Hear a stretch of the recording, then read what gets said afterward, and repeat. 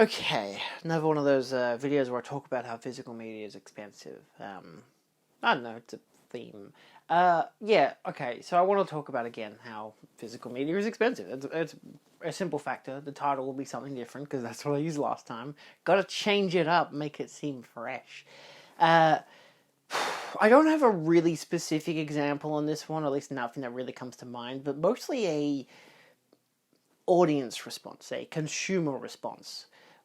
What I've been seeing people on forums talking about. And it's becoming more and more of an obvious factor as to a potential demise towards physical media. So let's kind of break it down. So firstly, I want to talk about how we're like in a bubble, a consumer bubble that will seemingly explode soon. At least that's the kind of the way I'm feeling it. Like when a recession's about to happen, for example. How those Wall Street people get. I don't know. I haven't watched the movie.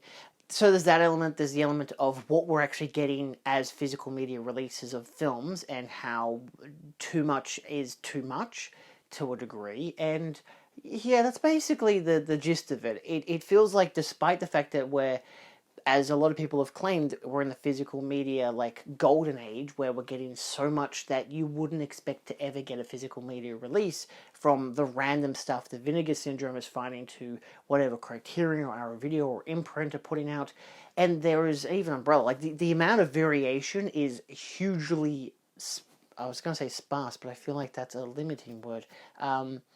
There's a lot of stuff out there. And as someone who loves physical media, clearly, it's overbearing. There's a lot of stuff that I could potentially buy. And I'm getting to the stage as well, where a stage I probably should have been at a long time ago, where I should have been looking at the films I want to buy and just being like, I'll wait for a standard version, I'll wait for a cheaper version. For example, Seven Samurai, the latest 4K from BFI. I know Criterion have done a 4K of their own version, but I already have the Criterion of that, so I'm probably going to aim for the BFI version. And that's one where it's currently retailing in Australia for $80. And this is an import because it's BFI, UK label. We can't get that here normally. And the stores I go for have it for, I think it's $60 to $80. I know Outrun had it for about $60. I think Amazon had it for about $80. It's not ideal. I know Rare Waves has it as well. Like those are the places I've looked for it. And I've looked at it and I'm like, as much as it's nice to have a double-sided poster, I'll put an image there. So you get your double-sided poster, your art cards, you get your booklet, 80-page booklet, and you get the 4K on a disc, which is great. I don't think it comes with a Blu-ray, but it comes with a 4K with new special features, commentaries, video essays, all the bullshit. And it's nice. It looks great. I'd love to buy it. 10 out of 10 would definitely get it if I didn't already have the Criterion. Now, that being said, I had considered it, and I was like, I don't need the poster, I don't need the art cards, I don't need the booklet, as much as it would be nice for a read if I ever got around to it. I kind of just want the standard version, which doesn't have a current release date, or a concept. It doesn't exist yet, which is a bit annoying. And that's one of those things that boutique brands are going for, where they're aiming for big money thing. Look at this, it's beautiful, 10 out of 10. You take the Never Ending Story release from Imprint, the most obvious example of so much money for one set, for one film, despite, again, 2 cuts and a documentary, plus it's all 4K. There's a lot of quirks to it, but the bare essentials is it's one film. I still say it's 2 because it comes with a documentary. And it's just one of those things where it's like, it's too much for one thing. It's too much for Mr. Incredible. You see this, it's too much. And look, as a physical media collector, I love buying stuff like that, where it can just be on display on my shelf and just be like, wow, 10 out of 10. I'm never going to open that again after I watched it the first time. I don't know. Something like Never Ending Story, I'd imagine I'd at least take it out of the case maybe 3 times. At least once per release. You get the 4K of the theatrical cut from the US. You get the 4K of the German cut. You get the documentary. And all the special features. Maybe that's 3 different times I would open it up. I don't know. Maybe I'd open up to read the books, but I'm not getting that set. As much as I could, I'm not going to. But that's one of those things where it's like, that's the big criticism I've been seeing a lot of late, where as much as we're getting these Gargantuan releases, you take most of what Umbrella has been putting out, and their stuff has been great. This is never going to be a real big criticism against these companies. What they're doing is amazing. These sets are Gargantuan, they're beautiful. You know, the amount of work that's been put into the extras, the restoration, the artwork, all of this stuff that I love to look at. You know, the Super Mario set that Umbrella did, the Caligula set, all that stuff. Even their standard ones, I'm looking at the recent ones, the Raid and Tankgirl, just outstanding stuff. I love it, you know. Even Imprint, who will have one film in two cases for a theatrical and extended cuts. Take, I'd say Voyage of the Damned, for example, and it's got great artwork, showing artwork on both cases, plus outside hardbox artwork. It's great. I love it. Is it $70 a rational perspective for it being as a price? This is Australian dollars. I have no comparison for US dollars. I apologize. But just imagine probably double. Any price I say, it's probably double in the US. That's usually the way we go about it. So it's not something I'm looking at as, yeah, I want to buy that for $70. But you know, I've still bought some of these sets, mostly on sale where I can, you know, like again Tank Girl and the Raid. I got them on sale. Still a lot of money. It's, you know, $50 to $80 per release. As much as I appreciate the work that gets put into it, a lot of people don't. I mean, I won't say that they don't appreciate it, because that seems very harsh, but realistically, that's you can't tell tone on, you know, forums most of the time, but I interpret it in a negative connotation. A lot of people don't like the art cards, they don't like the posters, they don't care for the booklet. I wouldn't say they don't like the booklet, but I know that they're not going to read the booklet.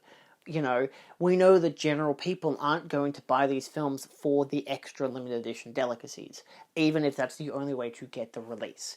And that's an annoyance, because I want to get, like, the Neverending Story 4K, but lo and behold, it costs too goddamn much, and it's that big book, and I've seen the images, it's huge, and I'm like, wow, I'm not buying that, but wow, like, good for you, Imprint, you know, that's a gargantuan thing. That's a lot of balls to have to release it like that, but hey, look, if it's got a cold audience and it sells well, then that'll be great for them. Does it encourage them to keep doing this? Does it encourage them to keep doing this? Does buying something like Caligula or the Super Mario Bros. For the 150 Australian dollars that it was, does that... Oh no. Are we chewing off our own legs here as consumers, where we're spending so much money on these sets, which makes the, you know, obvious, rational, logical point that, hey, these companies who are making these releases are like, people are buying it, we're going to keep selling it like that. Maybe up the price a little bit. I don't know. 4Ks for Imprint they recently did for like Suspiria, which was $110, and then like Convoy and Priscilla Queen of the Desert, they were all $120, and it's like, it's just one film. Like some of them still have documentaries and stuff like that. Like they still got a fuck ton of special features. As much as it's always just the rationality of most people just want to watch the one goddamn film and that's it. They don't want the booklet, they don't need the lenticular, all that kind of stuff. Like, there's the Smokey and the Bandit set that Vivision released, and it's like, yeah, I know right now that I'm filming it's 30% off, I can get it for like 30, 40 something dollars with the lenticular and the art cards, but I don't want it. I want the standard version. I want a standard non-limited edition version to just chuck on the shelf, watch the first one, be like, hey, I bought the first one, and buy it on sale, probably, because it would still be a $40 set, probably with the free films. And I would happily buy that, individual, without the lenticulars and stuff. I don't know if it's going to sell out, so I don't know if they're going to do that anytime soon, so I'm going to have to wait another 6 to 12 months. You know, I know that their releases for Halloween 2 and 3, the lenticulars did sell out, and they have released standard editions. And I kind of, to some degree, I didn't get Halloween 2, but I do have Halloween 3. And in all reality, if certain events hadn't have transpired that made me buy the Halloween 3 set, I would have waited for the standard release to come out. Am I still happy with the lenticular? Yes. Am I still happy with the extra art cards and all the nice artwork? Yes, I am. But I didn't buy it for any of that. I bought it for the commentary track that Lee did. That was it. That's all I did. That's all I wanted it for. And yeah, sure, I could have still waited, you know, a couple of months for it, which would have been great. You know, would have waited till, you know, 6 months later, bam, there you go, standard edition. Could have bought it, easy peasy. But I didn't. I bought it, actually it was on sale at the time anyway, it was like 20% off, but I was happy to buy it when I did.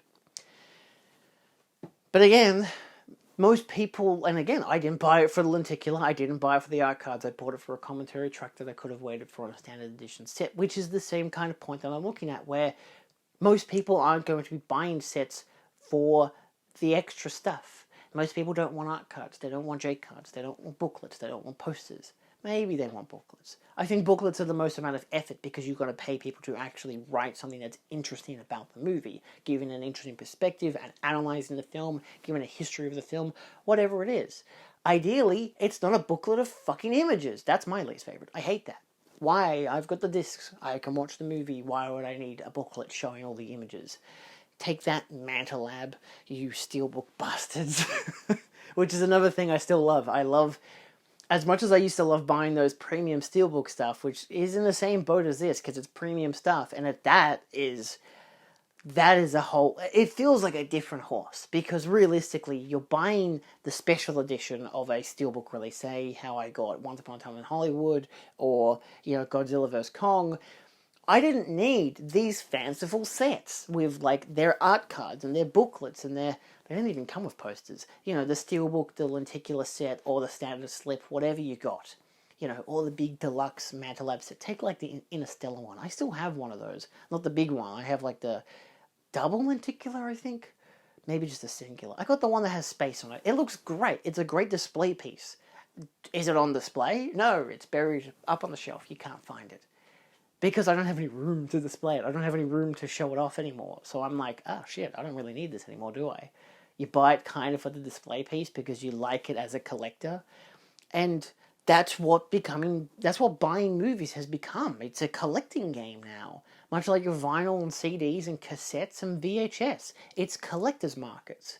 And that's the realism of it all. As much as we love buying movies because we love having a physical release of a movie, because we like bragging to our friends that, hey, I have way too many fucking movies to count, or the internet went out, hey, look at that, kids, we don't have Netflix or Disney Plus. How about I show you The Simpsons seasons 1 through 10 on DVD? Guess what? You can watch the Michael Jackson episode. You can't do that on Disney Plus. Oy. So that's one of those things where it's becoming that collector's game, and it sucks. And that's why I feel like it's becoming this bubble where, sure, not my introductory point despite my claim, hey, I'm great at essays, aren't I? The bubble in this case is the fact that we're getting so many beautiful releases and highly expensive versions of just one or two films in a set, and it's just becoming too much. And it's getting so much so that I don't know how much longer it's going to last. Because as much as it's beautiful, look at all this stuff we're getting, who the fuck has the money for it all? I know I do, but I don't have a lot of financial issues, luckily. Because as it is, if you don't know, I still live at home with my parents. Because the economy sucks and I can't buy a house. I'll have to. I've got 2 years until I got to move out. Isn't that great? Love it. I got a deadline, baby. But at the same time, is that encouraging me to buy less? Yeah, I should say spend less. Yes, it is. Right now, it's the big sale point with the Black Friday sales and whatever, and I'm just being deliberate about what I can grab, and I'm mostly buying films that are related to a friend of mine who passed away, like the stuff that he worked on, because that's what I'm interested in. There are occasional films or sets that I want to get because, sure, why not? I've been eyeballing it for a couple of months, or people are really going hoopla about it. I'm like, yeah, sure, let's give it a shot. It is kind of part of my job to look at this stuff and to actually break it down for audiences if I can find the time between job A, job B, living life, and job C, which is YouTube. So, but most people don't have that. You look at how I've seen people being critical of Serial at Midnight because he gets all these, like, bundles from imprint and stuff, and for the most part, he's not paying for them. He's getting them for free from the companies because they know that he is a big face, he's a big personality that physical media collectors know about, and they can send him a bundle and he will break down every single part of it. I don't even think he does, like, huge in-depth reviews, but because I know he does unboxings. I haven't seen a lot of his individual reviews, but from what I've seen, they're good. They're interesting videos. He has interesting things to say about all this stuff. You see the shelf behind them, much like my own. It's gargantuan. It is overwhelming, and I imagine, hoping for the best, that he's watched a lot of these releases that he's gotten. Because that's his thing.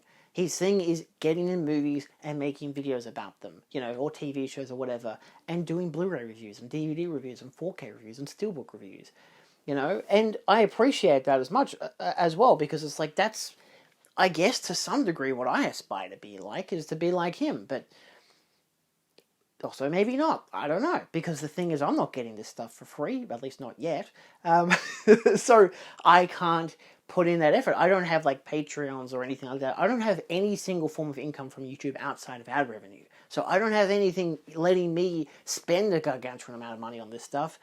And then you look at the regular people, who probably doesn't have a YouTube channel, who probably isn't trying to monetize off of this collecting habit, which, guess what it does?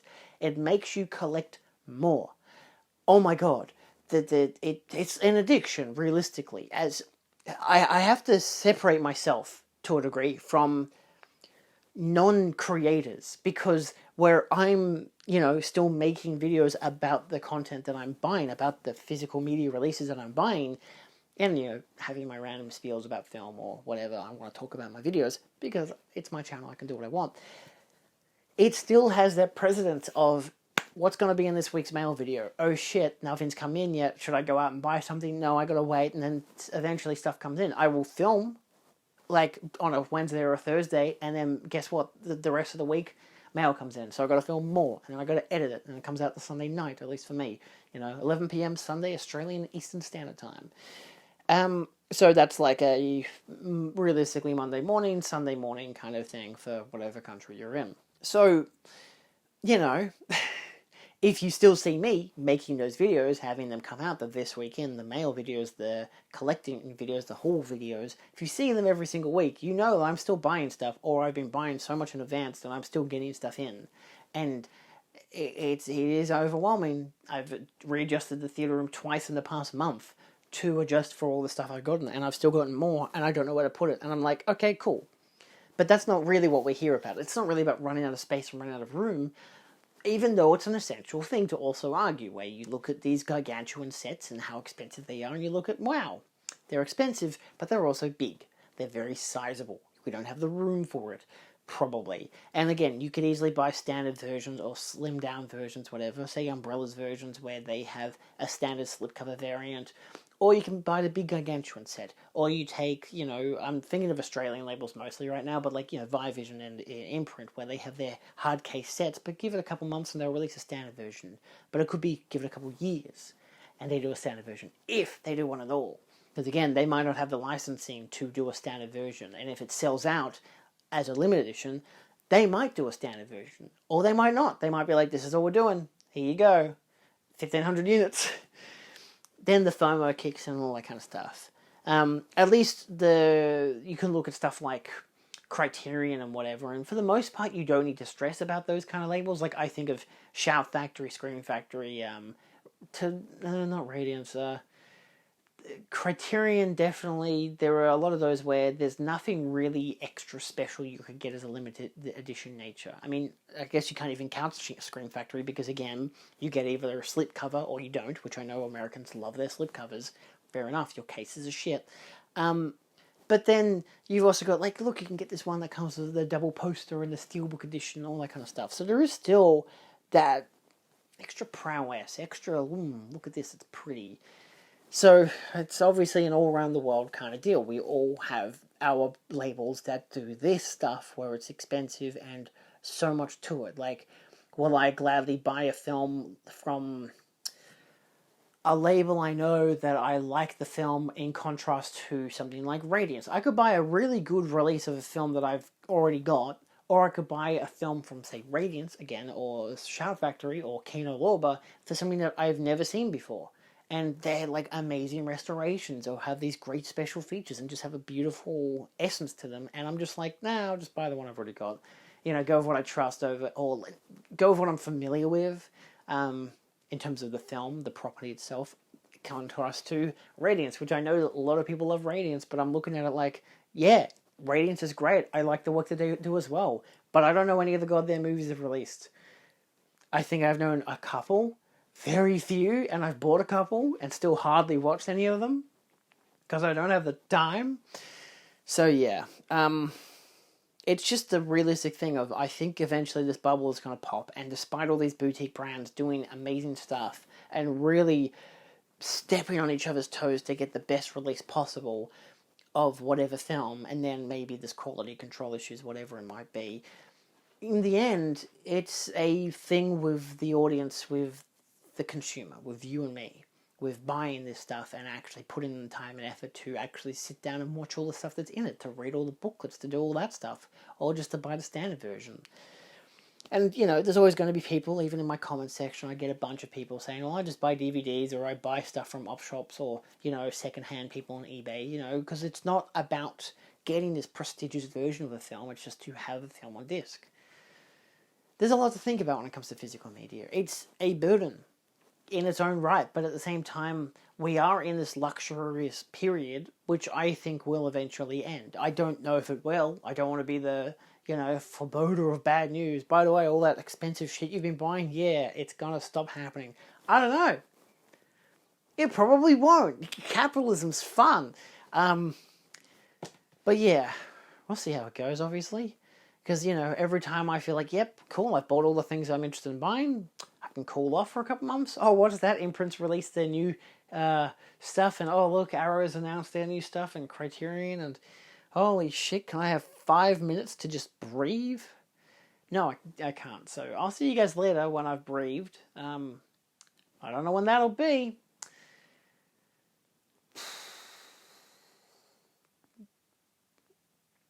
Yeah, that's about it. Yeah. Alright, well, let me know your thoughts down below on how you're coping with it. I know a lot of people easily have that thing of just saying, I'm only buying films I know, or the films that I like, and not going crazy with it. But look, the same people who say that also go to the retailers during sales and buy fucking Borderlands 2024. So I don't know if anyone's opinions really matter anymore if you're actively buying a piece of shit, just because it might be good. If you haven't seen it, and you know it's bad, maybe restrain yourself. I don't know. Streaming is good for something, but not for everything. I don't know. Bye, I guess.